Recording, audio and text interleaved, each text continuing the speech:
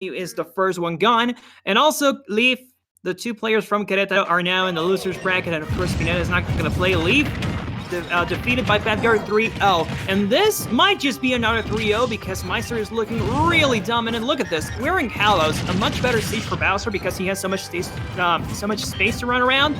But still, the rushdown from Maister really goes uncontested. Yeah, he's finding it hard to land, and Maister, I think it's really covering all the options right there. The grab right after the fair, looking again for all those bumps just to get a little bit of percentage. No, what happened there? Not again! No! I think he just buffered a forward there where he meant to go with the up B, and then he fast fell, so yeah, that's really unfortunate.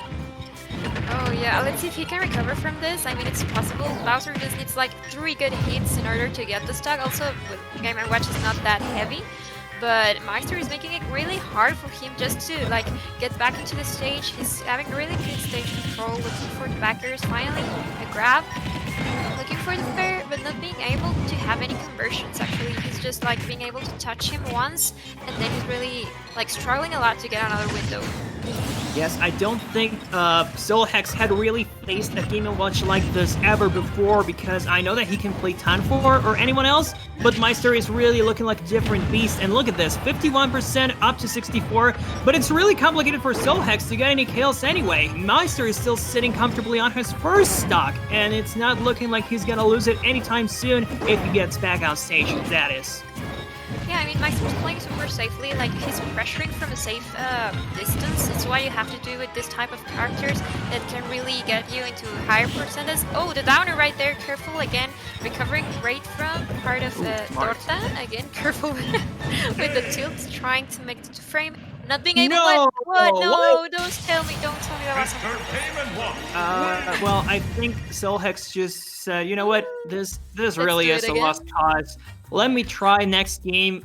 Refresh your mind, man. I mean, there's still one game to go. You still have 3 stocks to go. You might just make it. I mean, you can pull some really big surprises. So, I don't know.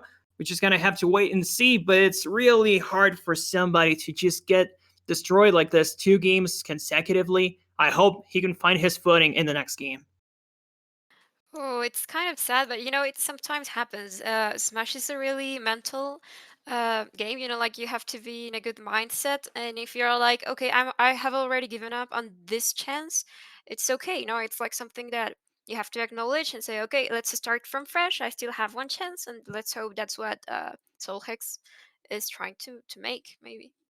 Yeah, definitely. Also, he might try to cut Meister's rhythm, so it could be a strategy in that way, but of course it's always sad to see your stocks go away this quickly.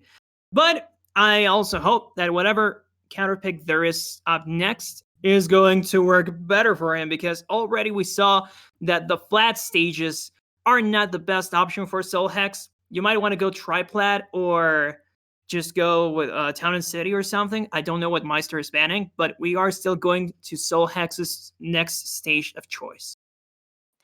Yes, I think that maybe a place like, for example, Town and City might help him a little bit, you know, so he can breathe. But okay, he goes to Pokemon Stadium 2. Interesting choice, a little bit more neutral game right here. Torta starting up with the up tilts, looking for that up smash. Again, I think those options out of field are not gonna work on Maister. He knows the matchup and the options that he's gonna take. So yeah, I hope he finds his way around this chance. Yeah, actually, when you talk about matchup knowledge, Maister plays a lot against Pollo, or has played a lot against Pollo, so he knows this matchup inside and out, and Pollo might get a game off of him or 2 in a set. But when we have seen that happen, Maister always takes it back with a reverse 3-0 or something. So yeah, it's a matchup that he knows really well. And unfortunately, I really don't see SoulHex with that big of an idea. He just keeps putting on some damage with up B at a shield, but that's it. Yeah, he's not being able to connect his smashes, down smash right there. He was looking for the 9, not able to find it. I think that was the risk, but Maister is like feeling really comfortable right now on the matchup. Again, the upper, looking for those pairs. Torta is recovering better right now. I think that's good. That's helping him a little bit, but he cannot hold the shield so long. Again, the backer, and now he's gone. Just 81% on Maister. Oh, and SoulHex going for that strat. trying to cover Maister's recovery and getting a 2-frame, but of course it's not gonna work. And well, okay, so here's the advantage. Of course, SoulHex has the hardest hitting character in the entire cast in Bowser, who also tosses out those moves really quickly. The problem was that Maister has just been controlling the stage so well that he just does not let SoulHex approach. So SoulHex really needs to capitalize off of any single opening that Maister gives him so that he can tag some percent onto him and then finish it up with moves like this. Okay, this is looking a lot better. No way! Oh, but the DI! Oh my god! He live it! I thought he was gonna go from that. I think everyone was scared right now, but okay, 90X, he's still living. Great DI from SoulHex right there. Again, looking for the down smash. But Maister and those nairs, backers, all these areas are working right there. Oh my god, I didn't know that had priority. Me neither. Okay, so I guess Maister was caught off guard with that too.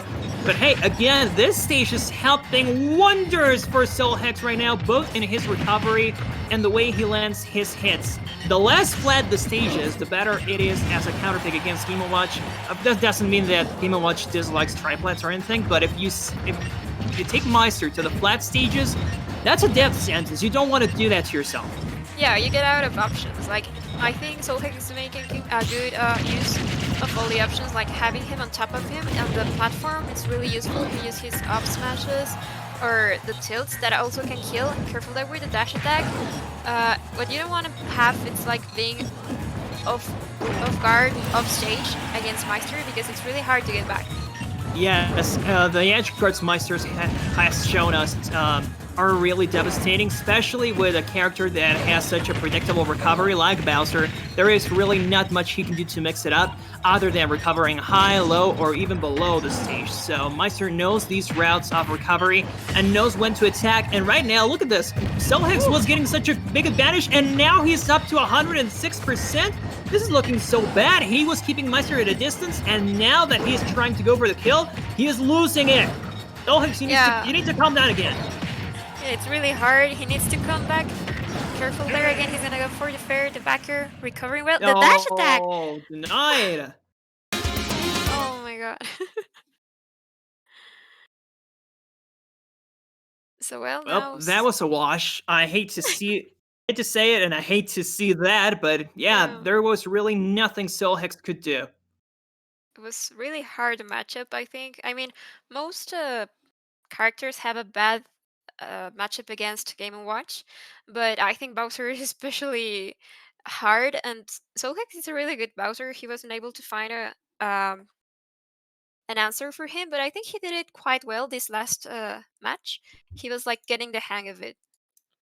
Yeah, I agree. If he had one more game in Pokemon Stadium 2, I think he could have done better, but hey, we can't really say anything as to what could have happened. And now, ladies and gentlemen, we're going to see our first Red Bull replay of the day, brought to you, of course, by Red Bull Gaming. Shoutouts to them sponsoring this event. We're going to see some replays as to how these stocks were taken.